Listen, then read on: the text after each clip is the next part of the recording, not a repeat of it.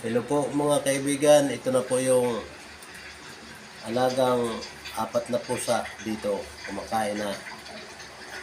Ayan yung maliit, si Ampunduling, Tiger, si Itim. Nagpapakilala, tinignan pa ako, yung dalagang may anak. Ayan na po. Yan po yung pagkain nila, kumakain na sila. Itong tatlong aso, nakaabang, si Bunso Bugti, si Dika na binubugtian, at saka si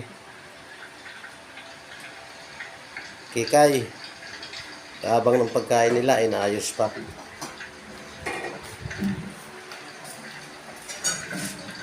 At ito po yung ampon puti, kumakain din siya.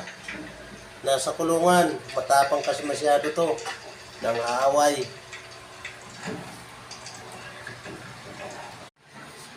Ito naman po yung pagkain ng aso, inaayos na.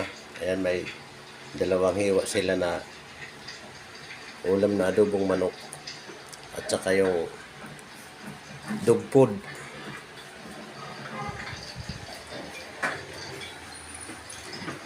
Ayan din po yung mga aso. Nag-aabang na ng kanilang pananghalian. Ito na po mga kaibigan. Kumakain na po sila. Si Dika. At ito po si Kikay. Kumakain na rin.